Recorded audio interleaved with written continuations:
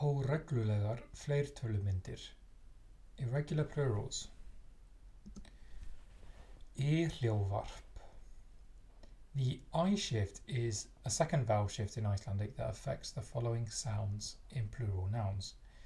The I shift can also be seen in other word classes like verbs, but this video focuses on plural nouns. Some of these vowel sounds might feel intuitive when you see them in context, as they're also present in English words like man, men, and mouse, mice. So the first one is a and which change to e. Then au and o change to I. J changes to e. U changes to y, and o changes to e. So let's look at the Kallkyn examples first of all. The I shift appears in some common strong masculine nouns, and it only affects nouns in the group.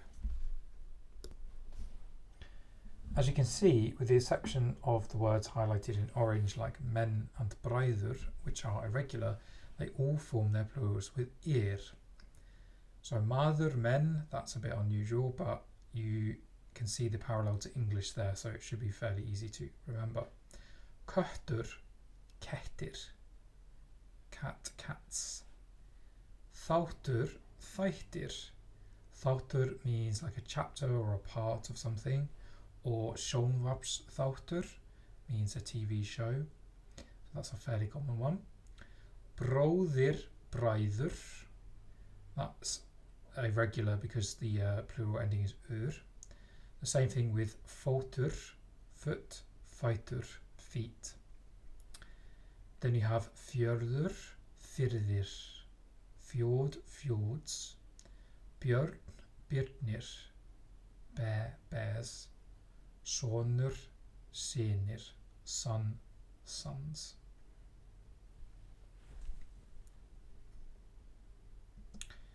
Here you can see the declension of a selection of strong masculine nouns that get the I shift.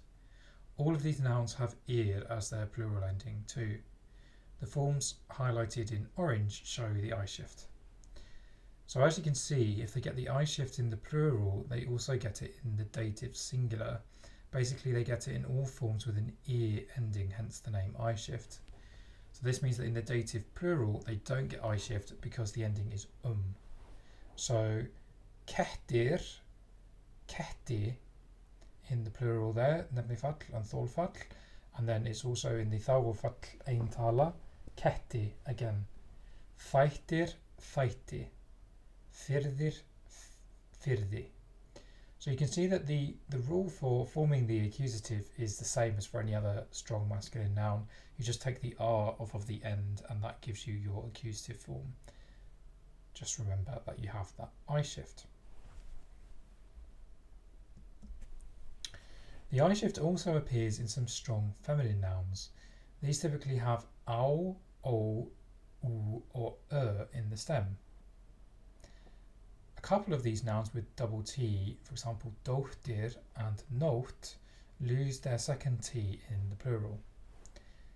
And finally, if the noun ends in a vowel in the singular, one of the vowels mentioned above, the plural ending is not but simply So hönd, hendur, hand, hands, tönn, tennur, tooth, teeth, tá, tær, toe, toes, bók, bækur, book, books, dóttir, dætur, daughter, daughters, nótt, nætur, night, nights, brú, brýr, bridge, bridges, and then mús, mís, mouse, mice.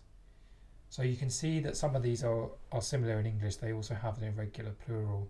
Tooth, teeth, mouse, mice. So that's the I shift there in English as well. It's also worth mentioning here that there are some strong feminine nouns with owl that don't get an I shift but have a simple as their plural ending. So owl, Aur, river, rivers. Brau, braur, brow, as in the brow of your forehead. Skrau, skraur. File, files. Here you can see the declension of a selection of strong feminine nouns that get the I shift. The forms highlighted in orange show the I shift. So unlike the masculine nouns, they don't get I shift in the singular, with the exception of hund, not shown here, which turns into hendi. The plural ending is ur if they end in a consonant and if they end in a vowel. As before, they don't get the I shift in the dative plural. However, if the stem ends in an owl, like a vowel, like brú or tau, then the dative plural ending is not but simply m. So, tun, tennur, nefnifall, and then in the feminine, the nominative and accusative are always the same for strong nouns. So, tun, tennur, bók, bækur, brú, brýr. But then if we go down to the dative plural, you see we have the original vowel back there again. Tunnum, bókum, brúm.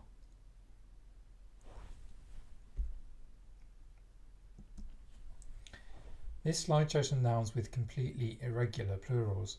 So we have bóndi, bændur, farmer, farmers, frændi, frændur, that's that male relative word. And then we have these two which Icelanders themselves get wrong a lot, and they actually use different words quite commonly to avoid having to decline these very irregular words. Kýr, which is kvenkin, it's feminine, but unlike pretty much every other feminine noun, apart from the one below it, its plural form is the same as the singular form. So ein kýr, tvær kýr. That's very, very, very strange for a feminine noun and doesn't follow the pattern that you would expect. The same goes for the word ær, which means a ewe, a female sheep. So ein ær, tvær ær.